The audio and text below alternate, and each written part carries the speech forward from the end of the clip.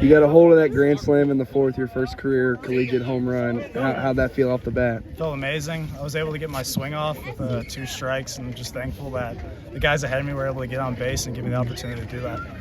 You hit a couple in the summer. Is this like the best one by far?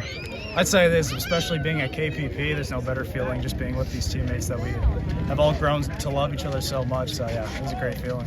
You guys took advantage of hit by pitches and walks today to manufacture your runs. What does it say about the offense to be able to just kind of sit back and either wear the pitch or just take those walks to kind of get to the next guy? Yeah, we're very versatile, and everything we do is for each other. So just our ability to stay in the box and just get what we can done for the next person is huge for our offense, and it was a good example today. How are you kind of adjusting to being a DH? What's the difference with that versus if you were playing the field? Yeah, just trying to stay locked in, especially, you guys know with our dugout, we would like to get weird, so just keeping the same flow, the same routine that we always have, and just playing the game of baseball. You came in relief today, 5 innings, just 6 strikeouts, mowing them down. Just what went right for you today? 3 strikes, multiple pitches.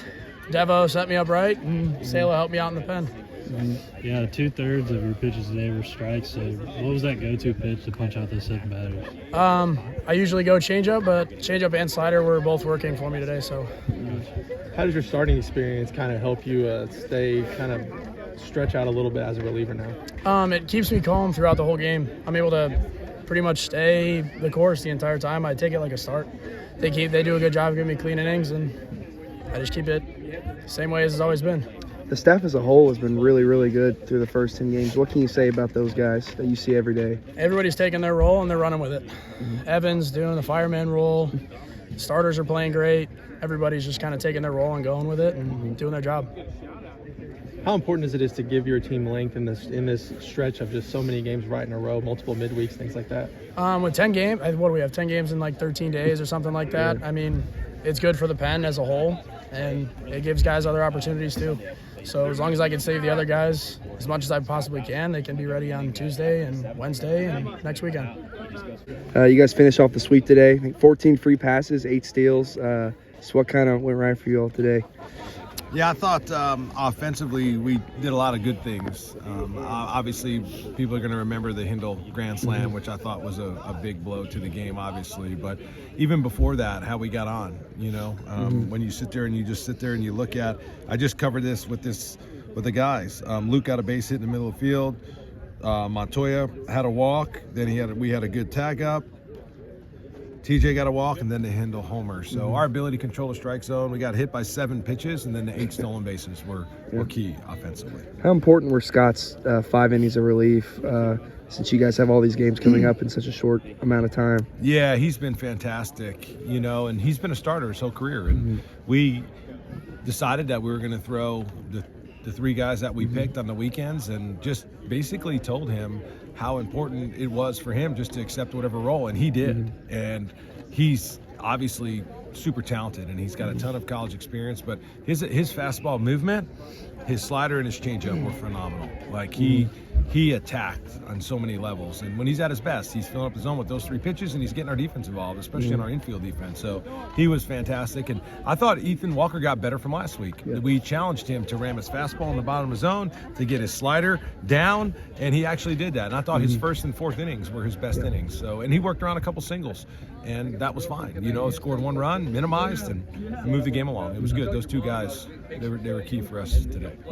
You always talk about putting pressure on the defense. You guys did that today with all those free passes. How important is that to keep that up as the season carries on? Yeah, especially stolen bases. The stolen bases are just so important, and they're part of our offense. And not only to be able to steal second, but our ability to steal third is crucial for us. So they ran a couple picks. They did a good job there, but our guys were able to contribute a lot of different ways. And this weekend was a story of us scoring runs in a lot of different ways. 2-strike hitting. Today we had 7 of our 9 runs were scored with 2 outs. Our ability to keep innings going and extend innings was crucial. Can you talk about Luke and that leadoff spot? Started off the season kind of slow, but now really picking that up 240. Yeah, we knew he would get hits, and the best offensive players that I've coached can get quality at-bats when they're not hitting well. Does this make sense? Like, it's not just all about them hitting. they're able to do things to your offense where they're really, it's not just about the hit. So in Luke's case, he's been able to command the strike zone. He's been able to get hit by pitches. He's been able to hit balls hard and get outs. Like, you just know, because we've been around him since August, that his ability to just put together good at bat after good at bat, and then his contact. He's had a lot of hard outs.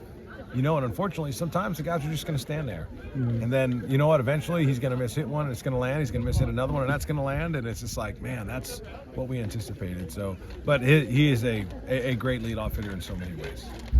Going back to Rouse, what's your balance on a day like today where you had a pretty healthy lead versus kind of extending him versus thinking about working some other guys in as well? Yeah, because we played 5 games this week, and really we played 8 and 10 in the last 10 days. It was just super important for us to continue to build him up too. Him and Walker both, because they've been a good combo. And whether Scott comes behind Walker in the future or Scott comes behind Ben on Saturday, that's been the beauty of Scott. It's like, and he is so different than all 3 of our starters. So regardless of who he comes in behind, he is so different. His fastball movement, the way his slider moves, and his changeup are all so different. It's what makes him super valuable. So, but to continue to build his pitch count up as well, is like, because when you start having 4 and 5, and then with Nate and Leighton, we're able to build them up. Now all of a sudden you look up and you got 6 guys that have kind of built up some of their pitch counts, which is crucial because you never know when you're going to need those guys. So when they do have to extend, it's like, we've kind of been there, done that. You speak of like the stolen bases, the success rate is through the roof. Do you see yourself getting more aggressive with that decision making, or do you think you'll just sit back and keep it situation based? I give Coach Sloan and Coach Kuzi a lot of credit because they just study our opponents, and a lot of the work is done prior, just by watching video and paying attention to the game, but also it's having a feel for our opponents and also understanding our personnel. So that's the one thing when you look up and down our lineup, we really, Raf got a stolen base yesterday, and the guys got a kick out of that. They love that. We watched video of that. He was fired up. But so when you start looking and you start going up and down, it's like, man, that is part of what we do, and speed and power are 2 things that we love. So our ability to run the bases, when you really look up and down, I felt really good about everybody that was in that starting lineup today could steal a base at any time. Any one of those guys, all 9 of our guys were able to steal a base. And then even the guys that we brought in off the bench, between Kai Escarget, he could steal at any point in time. James McCoy, he's proven it. Griff Cameron. So it's like, that is part of what we do, and we need to continue to get better at it. Coach, can you talk about your perspective on everything that happened in the bottom of the 3rd as it was kind of going on with the hit by pitches and whatnot? Yeah, just I will say this, like, they never hit us intentionally. That's not what happened. But sometimes the game can be emotional, and players can say and do things. But so I like the way that our team responded, because all the attention was about Kentucky. It was never about or towards our opponent, which I complimented him after the game. I've been part of teams where the focus becomes the other team, and it becomes a really bad emotional experience. So I was proud of our team for the way they responded, and they really kept all their comments and everything was directed towards Kentucky. You didn't throw today, but I wanted to ask you about Jackson. A guy who's been around here a long time. What do you kind of say from him that's allowing him to have this start to the season? It starts with his leadership. Derek, he's been unbelievable off the field. Just the way that he's led. And the guys kind of, I tease him about he swims in my head.